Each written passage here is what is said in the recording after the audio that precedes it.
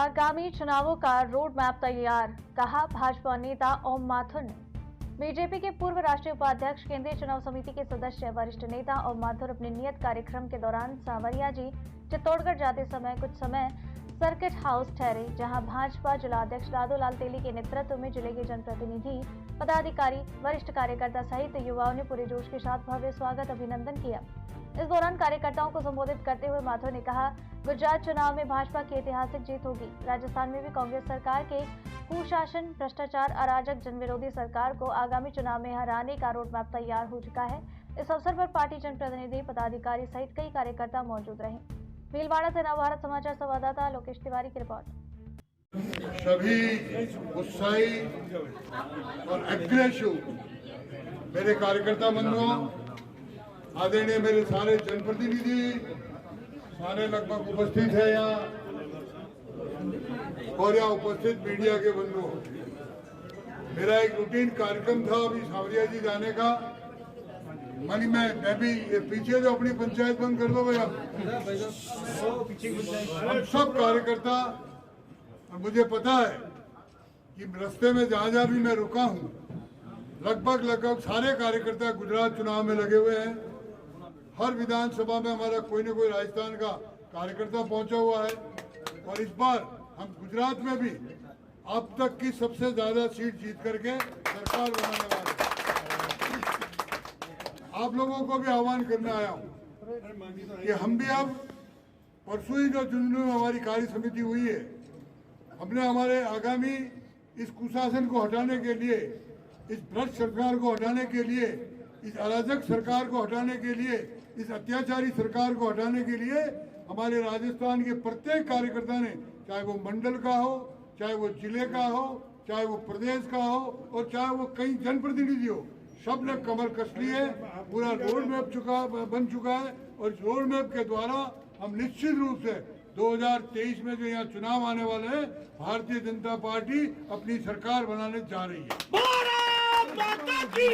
ऐसे पुराने चेहरे भी देखने को मिले जो शायद इन दिनों राजनीति में एक्टिव नहीं होंगे, लेकिन आज वो पूरी ताकत से, क्योंकि मैं लगभग 81-82 से इस क्षेत्र में घूम रहा हूँ, मोटरसाइकिल से यात्रा शुरू की और भी यहाँ तक पहुँचे हैं। आज मुझे प्रसन्नता है कि अल्प सूचना के बावजूद भी सारे हमारे वरिष्ठ जन भी, कई लोग अभी बाहर है, मैं जाते समय उनसे भी मिलता हुआ जाऊंगा, इस भीड़ में आ नहीं पाए।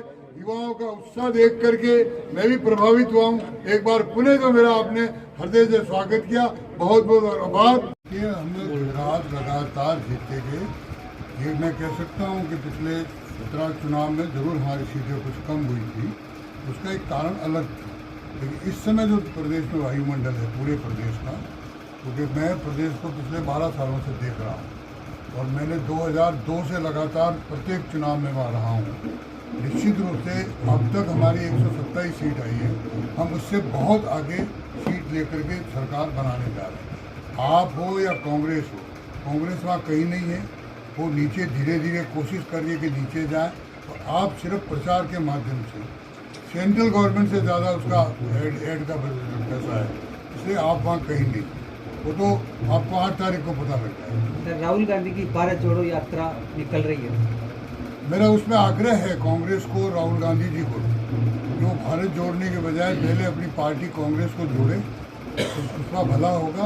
आज राजस्थान में आप देख रहे हैं कांग्रेस, एक व्यक्ति कुर्सी से चिपका रहना चाहता है, दूसरा व्यक्ति कुर्सी हड़पना चाहता है, तो कांग्रेस की दुर्दशा पूरे देश भर में हुई।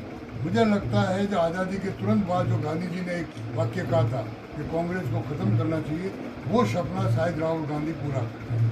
ओम माथुर की गिनती कुशल प्रदेश पार्टी मान के चलो, हमारे यहाँ संगठन चलाने की व्यवस्था, जैसे मैंने आज कही है कि हम अभी से चुनाव की तैयारी में कार्यकर्ताओं को झुंझुनू में बाकायदा रोड मैप दे चुके हैं, और हमारे यहाँ सेंट्रल पार्लियामेंट बोर्ड निर्णय करता है।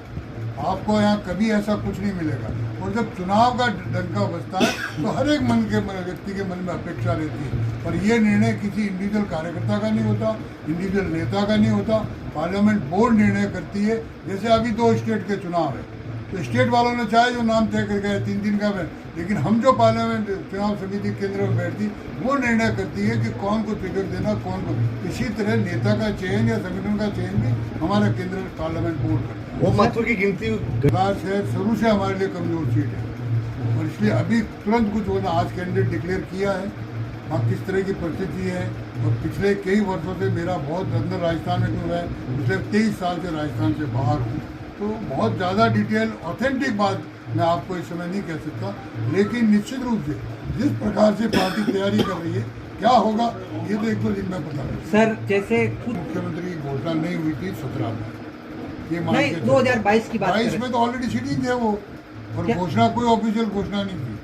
ये मान के चलिए पार्टी हर जगह वहाँ के वायुमंडल को देख के निर्णय करती है। मैंने लगभग 9 प्रदेशों का प्रभारी रहा हूँ, 9 में से आधे से ज़्यादा प्रदेश बिना मुख्य, मैं महाराष्ट्र का चुनाव करेगा कोई मुख्यमंत्री घोषित नहीं था, तो ये ऐसे बहुत है। हरियाणा में कहाँ घोषित था, अभी उत्तर प्रदेश में चुनाव कराने का नहीं घोषित था, तो कई घोषित करती है, कई ये हमारा सेंट्रल पार्लियामेंट बोर्ड निर्णय करता है कि हमें चुनाव घोषित करके लड़ना है या बिना संगठन के आधार पर लड़ना है। सर आप चुनाव संचालन समिति के सदस्य हो, हमारे यहाँ उम्र का लिया तो वैसे भी शुरू से कह रखा है कि भाई नई फौज आनी चाहिए, और बीजेपी जैसे मुझे भी आज लगा बहुत से ऐसे नए हमारे युवा मोर्चा कार्यकर्ता जिनको पहली बार देखा, लेकिन ऐसे लोगों को देखा जिनको मैं 50 साल से देख रहा हूँ।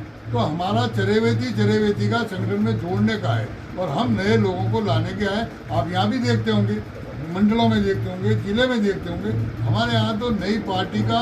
और देखिए भारतीय जनता पार्टी चुनाव को ध्यान में रख करके करती काम, वो संगठन को ध्यान में रख करके काम करती है। एक चुनाव होते ही हर छोटे बड़े चुनाव को चुनौती मान करके चुनाव लड़ती है।